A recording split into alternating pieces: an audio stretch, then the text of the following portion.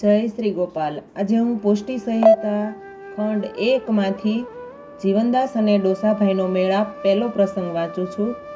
બોલો શ્રી ગોપાલ લાલ કી જય, શ્રી ગોપેન્દ્ર લાલ કી જય, શ્રી જમનેશ મહાપ્રભુ की जय, लालजी महाराज की जय, यमुना महाराणी की जय, पंच भगवदी की जय। પુષ્ટિ સંહિતાનો પ્રસંગ પહેલો અહીંયાથી શરૂ થાય છે, જેમાં જીવનદાસ અને ડોસાભાઈનો મેળાપ થયો અને તેના સંગમાં વૈષ્ણવ થયા તેની વાતનો પ્રસંગ છે। તે વાત ડોસાભાઈએ લખી છે। ડોસાભાઈ અને જીવનદાસનો મેળાપ થયો છે। ડોસાભાઈ હિંગનો વેપાર કરીને પોતાના વતન મેદરડા જતા હતા અને મેદરડામાં મંડપ હતો, ત્યાં જીવનદાસ ધોરાજીથી વૈષ્ણવ મંડળીને સાથે લઈ જતા હતા। જીવનદાસ શ્રી ગોપેન્દ્રજીના સેવક હતા અને જ્ઞાતે છીપા વૈષ્ણવ ધોરાજીના રહીશ હતા। તેમનો મેળાપ ડોસાભાઈને મેંદરડાની વાટે થયો અને રસ્તે ચાલતા ડોસાભાઈએ જીવનદાસને પૂછ્યું કે ભાઈ, તમને વાંધો ન હોય તો એક વાત મારે તમને પૂછવી છે। તમે મેંદરડા જઈ રહ્યા છો તો શું પ્રસંગ છે, જેથી આ સર્વ સાથને તેડીને મેંદરડા આવો છો? વળી તમોએ જે માળા અને તિલક ધારણ કર્યા છે તો કયો સંપ્રદાય તમારો છે, મારે તે જાણવું છે। તમે આ માર્ગના જાણતલ હોય તેમ મને લાગે છે અને તમારા લલાટમાં આ છૂટા તિલકની રેખા છે અને ઘણા નીચેથી બાંધીને કરે છે, જેથી મારે પૂછવાનું થયું છે, તો તમને વાંધો ન હોય તો કહો। જીવનદાસે કહ્યું, ભાઈ, તમારું નામ શું છે અને કોણ છો તે જાણ્યા સિવાય હું તમારી સાથે વાત શું કરું અને તમારે સંપ્રદાયની વાતમાં શું જાણીને કામ છે? ત્યારે ડોસાભાઈએ કહ્યું કે મારું નામ ડોસાભાઈ છે, હું જ્ઞાતે લુહાણો છું અને હિંગના વેપાર અર્થે બહારગામ ફરું છું। ટકો ઉપજે એમાં ગુજરાન ચલાવું છું। અમે 2 માણસ છીએ, બાળ બચ્ચું કંઈ નથી, પણ મારા મનમાં કંઈક સંપ્રદાય સારો હોય તો તેમાં ભળવાની ઈચ્છા છે, જેથી આખર સુધરે। હજી સુધી તો કાંઈ ધર્મ ધ્યાનમાં સમજાતો નથી, પણ હવે કાંઈક મનમાં થાય છે કે વૈષ્ણવ ધર્મ ઘણા પાળે છે, માટે આમાં કાંઈક હશે તે જાણવા ખાતર પૂછવું થયું છે। ભાઈ, મને કાંઈક સાચો માર્ગ બતાવો તો સારું। ડોસાભાઈની વાત સાંભળી જીવનદાસના મનમાં થયું કે આને વૈષ્ણવ ધર્મમાં કંઈક પ્રીતિ લાગે છે। જો ખાતાનો જીવ હશે તો ભળશે, પણ જાજુ કહેવાથી કાંઈ લાભ નથી, તો થોડું કહું અને કંઈક પરીક્ષા પણ કરું। આમ વિચારી જીવનદાસ કહેવા લાગ્યા, ડોસાભાઈ, અમે વૈષ્ણવ ધર્મ પાળીએ છીએ અને અમારો સંપ્રદાય વલ્લભી સંપ્રદાયના નામથી ઓળખાય છે અને મારક પુષ્ટિ કહેવાય છે। અમારા ઠાકરજી વલ્લભ કુળના લાલ છે અને તે મેદરડા પધારશે, જેથી તેના દર્શન કરવા જઈએ છીએ। આ બાનું તેના ઘરનું અને નામનું ધારણ કર્યું છે। અમે શ્રી ગોપાળલાલજીના સેવક છીએ અને અમારો વ્યવહાર વૈષ્ણવ મેળાપનો જય શ્રી ગોપાલના નામના ઉચ્ચારથી થાય છે અને અમો બધા ગામના વૈષ્ણવ આ મંડપમાં ભેળા થાશું અને ઠાકરજીના ગુણ ગાશું અને તેના દર્શન કરીને કતાર્થ થાશું। અમારો માર્ગ સૌથી ઊંચો છે અને અમે વૈષ્ણવ કહેવાય છીએ। ડોસાભાઈ જીવનદાસની આટલી વાત સાંભળીને હરખાણા અને કહ્યું, તે ઠીક, સંપ્રદાયના વ્યવહારની રીતભાત તો હોય જ, પણ આ માર્ગમાં તમારે કાંઈ પાળવા જેવા નિયમ શું હોય છે તે મને જણાવો તો સારું। જીવનદાસે તેમને આતુરતા જોઈને કહ્યું, ભાઈ, આ માર્ગમાં પ્રથમ સેવક થવું જોઈએ અને તેના ઘરનું બાનું ધારણ કરવું જોઈએ, પછી બધું સમજાય। મુખ્ય તો આ માર્ગમાં આવ્યા પછી શ્રી ઠાકોરજીની સેવા મુખ્ય છે, અન્ય આશરો ન થાય અને શ્રી ઠાકોરજીને ધરાયા વિનાનું કાંઈ વસ્તુ પદાર્થ ન લેવાય, આ ખાસ નેમ છે। વૈષ્ણવનો સંગ કરવો જોઈએ, જેથી ઠાકોરજીની પ્રાપ્ત થાય। આટલી વાત થતાં ગામનું પાદર આવ્યું। જીવનદાસ કહે, લ્યો ભાઈ, હવે છૂટા પડશું, અમો અમારા વૈષ્ણવના મેળાપમાં ભેળા ભળશું, તમો ત્યાં દર્શને આવજો, જેથી વધુ જાણવાનું મળે। આ ઠાકરજી સમાન અમારે મન બીજું કોઈ મોટું નથી। ડોસાભાઈએ જીવનદાસની વાત સાંભળી મનમાં વિચાર્યું કે ભલે ભાઈ, પણ એક વાત કરું, મારે આ ઠાકરજીના સેવક થવું છે તો શું કરવું જોઈએ? જીવનદાસ કહે, તમે માંડવે આવો, શ્રી ઠાકોરજી પધાર્યા હશે, તમે તેને વિનંતી કરો કે મારે તમારો સેવક થવું છે, પછી ઠાકોરજીની ઈચ્છામાં આવશે તેમ કરશે। ડોસાભાઈએ કહ્યું, પણ ભાઈ, તમો જ મારા વતી વિનંતી કરો, તમો કહો છો કે વૈષ્ણવનો સંગ કરવો જોઈએ, તો આજથી તમારા સંગે કરીને સેવક થાવ, તો એથી વધારે રૂડું શું ગણાય? જીવનદાસે કહ્યું, ભલે ડોસાભાઈ, હું વિનંતી કરીશ, પણ એક વાત તમને કહું, જે આ માર્ગમાં આવું દોયલું છે માટે વિચારીને પગલું ભરજો। ડોસાભાઈ કહે, ભાઈ દોયલું વળી શું છે તે તો કહો. જીવનદાસ કહે, તમો હજી વૈષ્ણવ થયા નથી, જેથી તમારે વધારે વાત બીજી મારાથી થાય નહીં, પણ આ માર્ગમાં વૈષ્ણવ થયા પછી અવૈષ્ણવના હાથનું ખાનપાન તમારાથી નહીં થશે. માટે દોયલો છે, તમે એકલા સેવક થાવ અને તમારા ઘરનું માણસ સેવક ન થાય તો પછી તમારે તેના હાથનું કાંઈ કામ આવે નહીં. તો તમે બંને સેવક થાવ તો તમારે બીજા વ્યવહાર કરવામાં અગવડ પડે નહીં.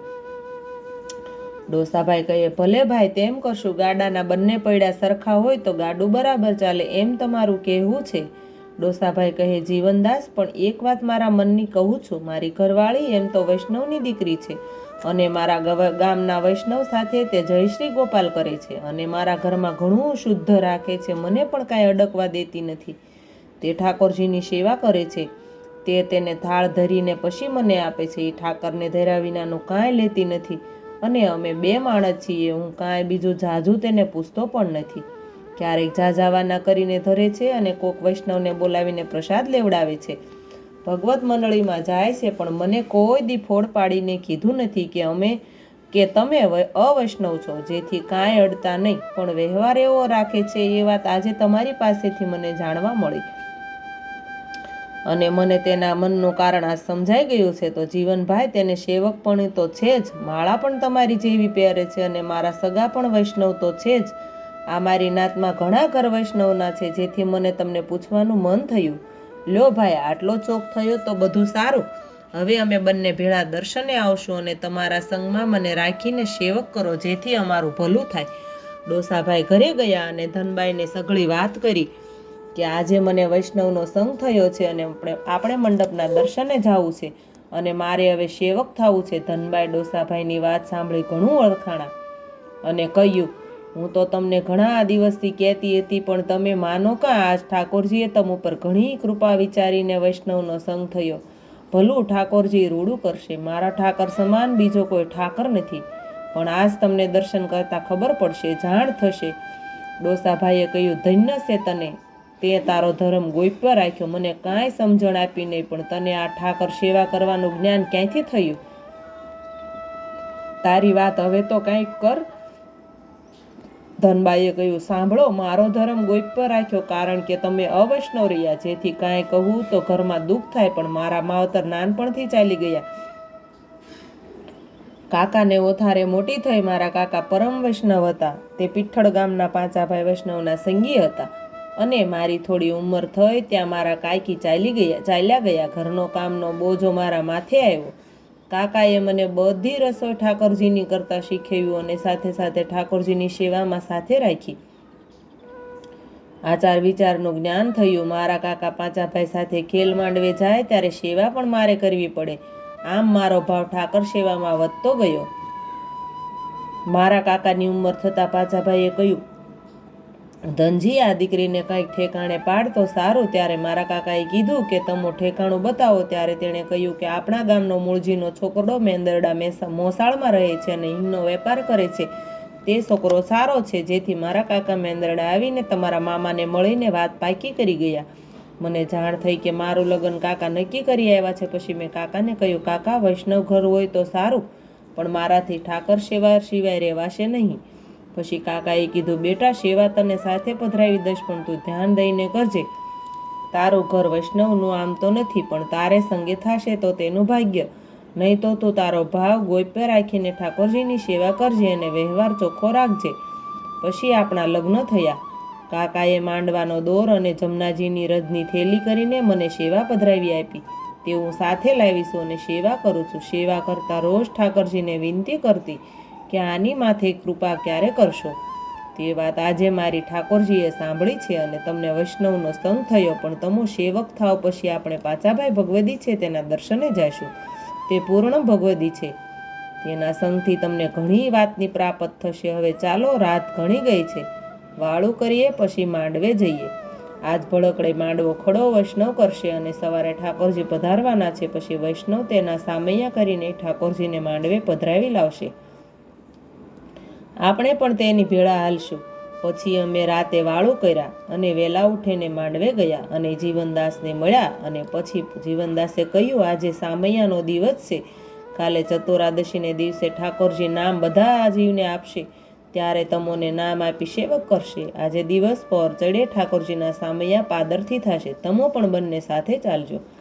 મહારાજ શ્રી જમનેશ સંવત 1781 પોરબંદરથી મેદરડા મંડપમાં ચૈતરવદી તેરસના દિને પ્રભાતે પધાર્યા. વૈષ્ણવ જૂથ દિવસ પર એક ચડે સામૈયા લઈને પાદરે ગયા અને મહારાજને ઘણું મનોહાર કીધું.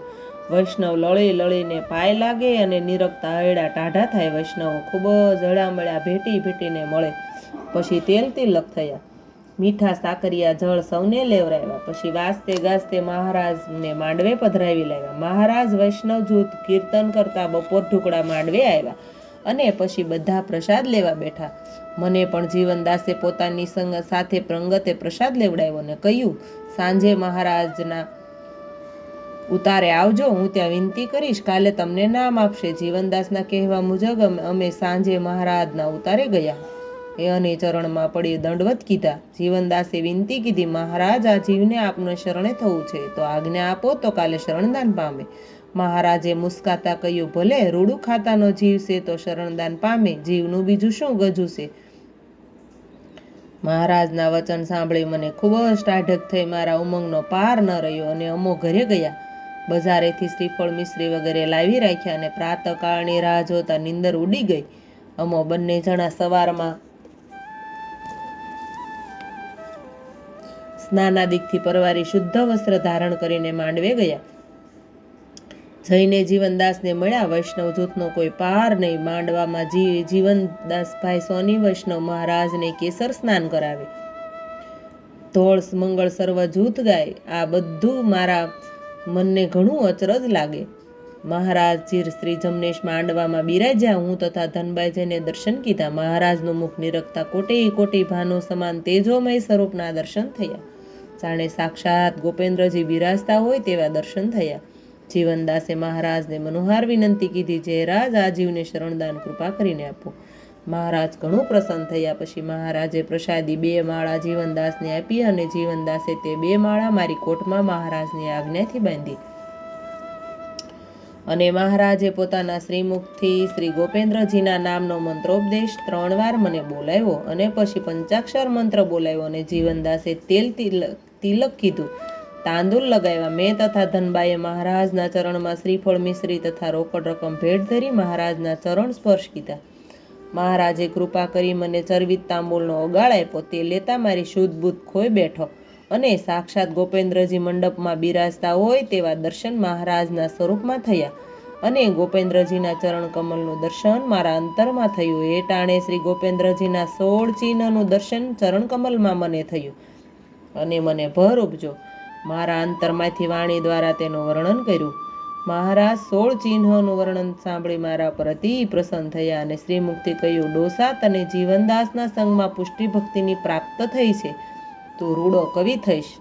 તારો કહેલો જશ સમાજમાં બધે પ્રમાણ રૂપે ગવાશે. શ્રી ગોપેન્દ્રજીના જશનો વિસ્તાર તું કરજે. આથી જીવનદાસ ઘણું હર્ષ પામ્યા. આવી અધિક કૃપા મહારાજે મારા પર જીવનદાસના સંગથી માંડવામાં કરી. જુઓ, ભગવદીના સંગનું કારણ જેનાથી પુષ્ટિ ભક્તિની પ્રાપ્ત તમને થઈ છે. હું જીવનદાસના ચરણમાં પડી ગયો અને મને જીવનદાસે હાથ ઝાલીને ઊભો કરીને ભેટી પડ્યા. મારી વાણી કાંઈ ચાલી નહીં. નેત્રમાંથી હર્ષના આંસુ સરી પડ્યા. ધન્ય છે જીવનદાસ તમોને, મને તમે સાક્ષાત પુરુષોત્તમની પ્રાપ્ત પલમાં કરાવી દીધી. મર્યાદામાં તો ગુરુ ગોવિંદને બતાવે છે, ગોવિંદીઓ બતાય, પણ તમે તો મને ગોવિંદની સાક્ષાત પ્રાપ્ત કરાવીને તેને સોંપી દીધો. આ પુષ્ટિ માર્ગની બલહારી છે. તમે મારા ભવનું ભટકળ સતવારમાં છોડાયું. ભગવદીનું શું કહેવું. તમારો સંગ અને તમારા ચરણનો આશરો મારા ભવસાગર તરવાના નાવરૂપ થઈ પડ્યું. આવું સામર્થ્ય કાંઈ દીઠામાં આવ્યું નથી, પણ આજે મેં નજરે દીઠું. પછી જીવનદાસે કીધું, ડોસાભાઈ, આ માર્ગમાં પૂરવના દેવી જીવ સિવાય મહારાજ આવી કૃપાનું દાન ન કરે. તું તો પૂરવનો જીવ ખરેખરો ઠર્યો. જે મહારાજે તુજ ઉપર અસીમ કૃપા કરીને દાન આપ્યું છે, તારું સુકૃત પૂર્વનું ફળ્યું છે એમ જાણજે. પછી માંડવાનો મેળા 5 દન રહ્યો. જીવનદાસે મને મહારાજના નિકટવર્તી અંગીકૃત જૂથના દર્શન કરાવ્યા, તેની પહેચાણ કરાવી. મેં એ બધા ભગવદીની ચરણ રજ લીધી. તાદર્શી ભગવદીનો મેળાપ કરાવ્યો.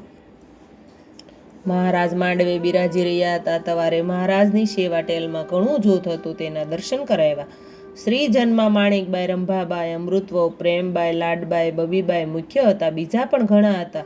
અને પુરુષ વર્ગમાં કુંભનદાસ, હરજીભાઈ, કેવળદાસ, સવદાસ, લવજીભાઈ, જેઠાભાઈ, બિહારીદાસ, બનુભાઈ, મનવાળીદાસ, મહાવદાસ તથા પાંચભાઈ મહારાજની નિકટ રહેતા હતા. પાંચભાઈ તથા મહારાજનો ભેટીયો વલ્લભદાસ મહારાજની ચરણ ભેટ લેતા હતા અને સાથે મળીને કામ કરતા હતા. મને જીવનદાસે પાંચાભાઈ ભગવદીનો પરિચય કરાયો, પણ મહારાજની સેવામાં હતા. તેથી જીવનદાસે કીધું, મહારાજ વિજય થાય પછી પાંચાભાઈનો મેળાપ કરશું. મને ઘણું ટાઢક થઈ. માંડવાના મેળાપનો આનંદ કયો ન જાય. મારી જાણ તો આ બધી નવી હતી, તેથી શું લખું? પણ મને યાદ રહ્યા પ્રમાણે લખ્યું છે.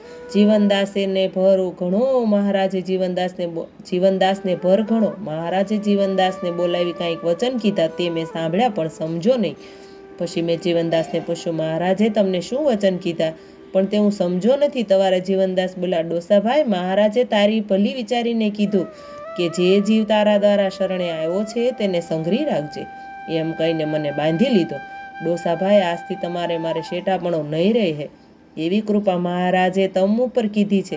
હું તો સાંભળતા જીવનદાસના ચરણમાં પડી ગયો. રાજ મારું ગજુ કાંઈ નથી. મહારાજ બહુ દયાળુ છે. માંડવામાં જીભાઈ સોની વૈષ્ણવે મહારાજને ઘણી પરામણી કરી. ભેટ ઘરના નાના મોટા બધાને ધરી. વૈષ્ણવોએ ઘણી ભેટ ધરી. અખંડ પ્રવાહ ચાલ્યો. મહારાજ ઘણા જીવને શરણદાન આપ્યા. વૈષ્ણવોનો મેળાપ કયો જાય નહીં તેટલા જૂથ મળ્યા. જીભાઈએ ઘણા તાદર્શી ભગવદીને મહારાજની આજ્ઞા અનુસાર પેરામણી કરીને સંતોષ્યા. પાંચાભાઈને પાગ બંધાવી. જીવનદાસને પિત્તાંબરી ઓઢાડી. મહારાજનો પ્રસાદી પરણો મને ઓઢાડ્યો. એમ મંડપધારીએ ઘણાય જૂથનું સમાધાન પેરામણી કરીને કીધા. મહારાજ ઘણું પ્રસન્ન થયા. મહારાજ પછી વિજય થવા તૈયાર થયા. તવારે વૈષ્ણવ ધોળ ગાતા હતા. વિરહનો પાર રહ્યો નહીં. મહારાજ સુખપાલમાં બિરાજ્યા.